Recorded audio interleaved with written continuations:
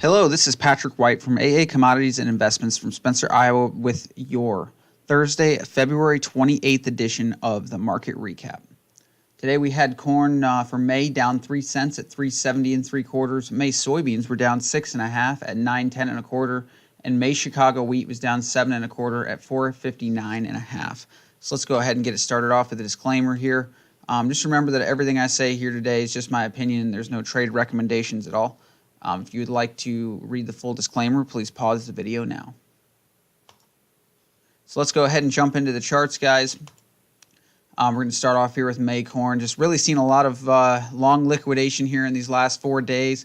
They're estimated to sell about 100,000 contracts here over these last 4 days. So the spec funds are getting into a pretty good sized short position, especially for this time of the year. And this time of the year is typically when we see just the opposite of that happen. Start to build some weather premium in here for the market coming in here this spring, and just, building premium for planting, things like that. It's been really cold and wet here in the Midwest, so we'll see. All we need is basically just a bullish catalyst here. We are starting to get down into oversold levels on corn here. I thought we had good support here. 375 broke lower here down to that 370 mark. This 363 and 3/4 area, this is the fall lows for the May corn contract, and that was what was that, September 18th and 19th. So kind of an interesting area there. Can't really imagine them breaking those fall lows, just with the bullish fundamentals that we've seen. But the longer we wait for the trade news, the more that the longs liquidate. So going in here to May soybeans. May soybeans, we've really just been caught in this range here. We've got kind of an ascending channel starting to form. May soybeans, I pegged support in there at 913 today. We got a close below that and near the lows, so I think we're going down to that 906, 905 general area. If we break that, we're probably headed down to 895. And really just can't get a close above, above this downtrending line here, and just haven't really heard a whole lot of trade news just out of China here lately. Trump was over in North Korea talking with Kim Jong-un here these last couple of days, so really haven't heard a whole lot besides this morning. And the export sales this morning on soybeans were at 2.2 million metric tons. The high guess was 2 million metric tons. So, but the trade obviously did not rally on that news. You look at meal.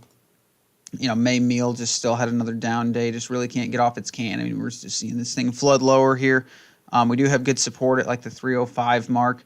And traditionally the low 300s has been good support for the meal market, but really haven't had a bullish catalyst in meal yet. And meal just in general, it's kind of suffering with the other soybean meal markets in the world. China's not using as much meal here, so just due to the African swine fever there, so something to keep an eye on.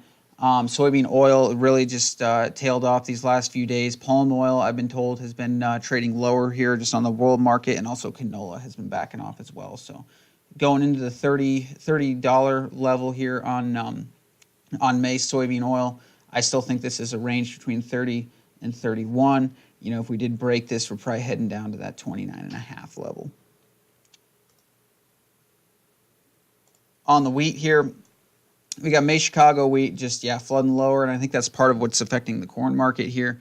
Just flooding lower, cannot get a whole lot of interest in the U.S. Offers here. The export sales report came in under the expectations for wheat this morning, so something's got to change here. I know that we've sold off about $5 to $6 more per metric ton, than like the world milling wheat price. So we should start to look just a little bit more attractive to the world buyer, but not a whole lot of market-making sales to turn this thing around yet. Over here on April live cattle, broke the 129.5 resistance level that we saw here on the 31st of January. Went up and touched the 130 level, couldn't get a close above there. Came back today. We were down as much as $1 and came back pretty good here, but just, didn't get a close really near the highs, but it's better than closing $1 down, I guess. Seeing resistance at 130.5. If we do break this 129.5 level, I think we'll go down to that, 128 to 128.5 level before they buoy back higher. But trend is certainly higher on April live cattle here. So, and on the flip side of that coin, we've got April lean hogs.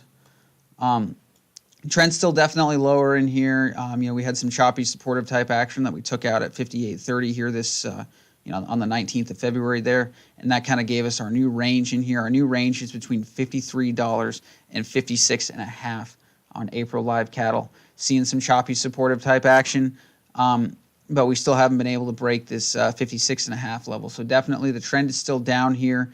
All the guys that are long in here, they're long at probably about an average of about $55. If we lost that 53 level, you can bet this thing will flood lower. If we get a close above, nice strong close above this 56.50 level, I would expect us to go back up to the low 58s to test that. So that's about all I got here today. I do send out a daily newsletter that just helps my clients navigate the grain markets and things like that, and that can be found at my website, aa-commodities.com. You can just click on newsletter and sign up for that. I've also got the Advantage Alert system, which helps notify producers of grain market rallies. So hope you guys get a lot done today, and have a great day. We'll see you tomorrow. Thank you.